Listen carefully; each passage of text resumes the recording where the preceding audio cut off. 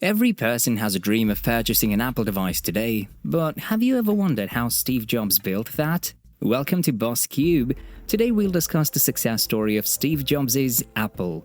Apple was founded on April 1st, 1976 by Steve Jobs and Steve Wozniak in a garage in Palo Alto, California.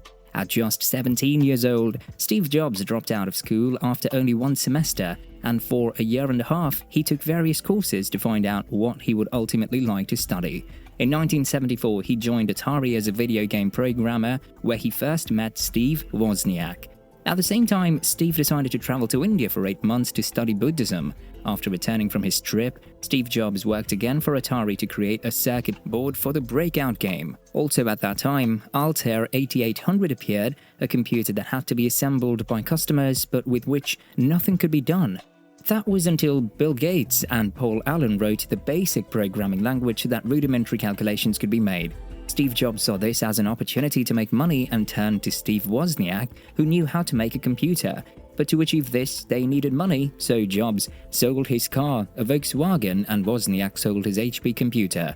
With this money, they launched Apple Computer Company on April 1st, 1976, through a partnership with Ronald Wayne. In this way, the three were able to create Apple One computers that they sold for a year without a monitor, keyboard, or a case, which have been included since 1977. Later, Jobs found a way to sell computers.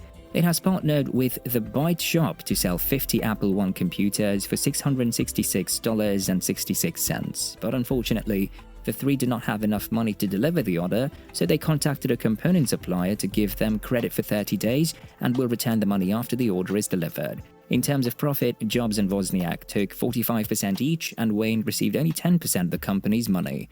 But immediately after the company was founded, Ronald Wayne sold his 10% stake for $800.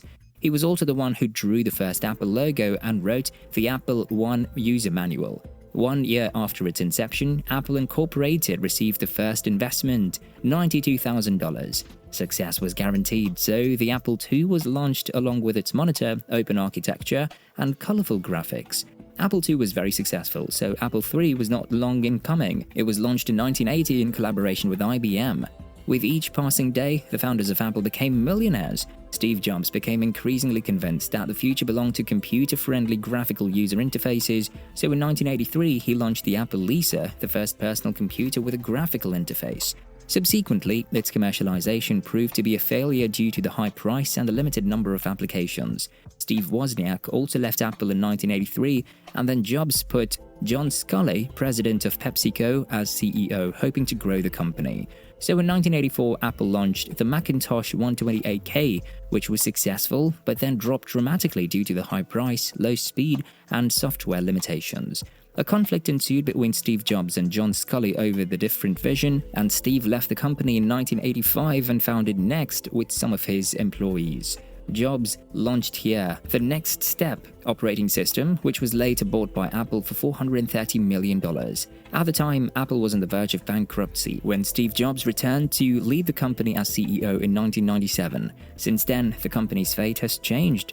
They began development for new products and in 1998 launched the iMac, which was sold in over 800,000 units in the first 5 months.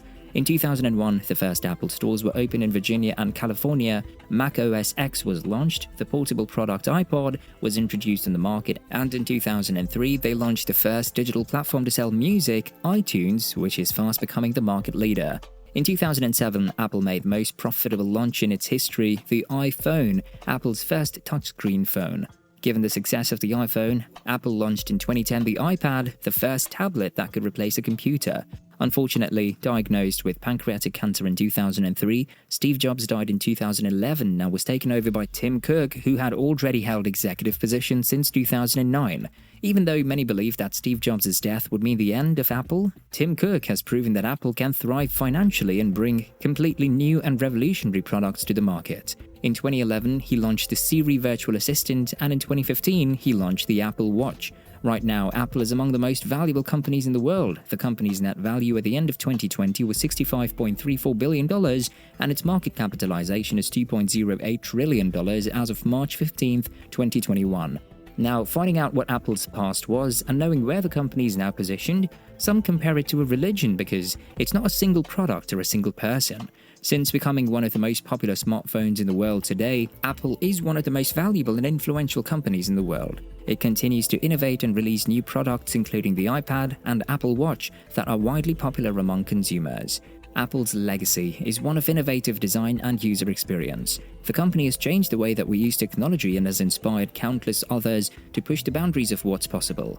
From a garage in Silicon Valley to a global empire, Apple's story is one of perseverance, innovation, and vision, and the best part is still being written.